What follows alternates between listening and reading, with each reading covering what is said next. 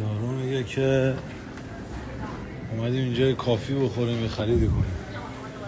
یارو میگه که حاجی تو انقدر دیگه از خدا میگی مردم رو خسته کردی.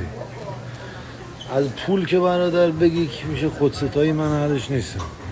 از بی پولی بگی که میشه انرژی بد. من دست چپ من این انگشت من داره ورم میکنه، هر ثانیه داره بادش بیشتر میشه. ما هم که هر سری دستشویی میرم هر جا برم باید آب با خودم ببرم. کار دستمال من یه دست من کوچکترین چیز الان این اتفاق براش افتاد 3 تا انگشت منه، این کوچیک و این نیست، این 3 تا.